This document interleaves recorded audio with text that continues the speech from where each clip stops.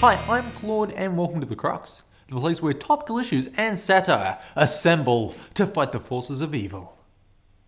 There doesn't seem to be an end to the stream of superhero movies gracing the cinemas. Marvel's cash cow is being milked so hard it may get mega mastitis and have to undergo a radical medical treatment by a cutting-edge scientist who, may be a little mad, and inadvertently turns it into a radioactive super cow. Uh-oh.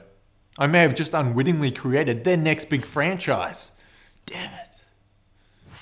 I find the problem with most of these comic book movies is their homogeneous nature.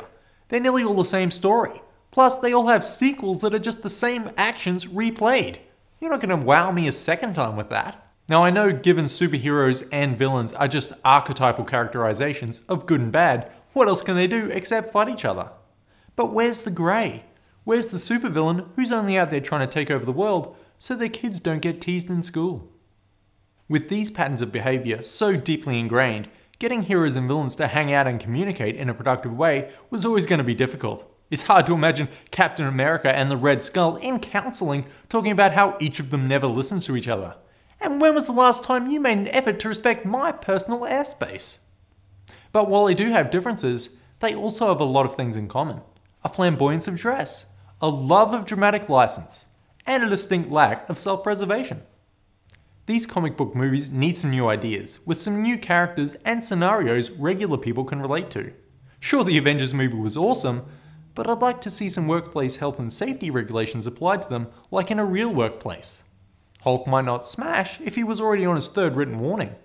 It's also more believable if the early tensions between the heroes is based over who ate the other's yogurt from the fridge in the staff room when it was clearly marked. Plus the reboots. Is our collective memory so short they think they can trundle out the same story only 10 years after the original? I mean, is there anyone that doesn't know that he got bitten by a fancy spider that gave him all his spider powers? Also, is it intrinsic to reboot the story so that it reflects current trends in culture? Do I give a damn if Spider-Man tweets his quips every time he saves someone? I know I'm waiting for the gritty reboot of the Harry Potter series, set in the real world, where they use guns instead of wands to settle their differences. Expelliarmus, bitch.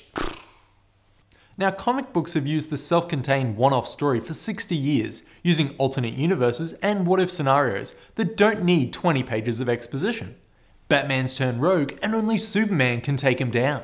Why can't that be a movie without the first hour and a half explaining away why Batman can't just talk it out with his parents? Comics are graphic novels, but when it comes to their adaptation to the silver screen, there's not too much graphic about the PG-13 action currently going on. Most superpowers on display are only shown at minimum power. I want to see Cyclops' eye blast decapitating mofos, Wolverine's claws cutting through people like TV knives through leather boots.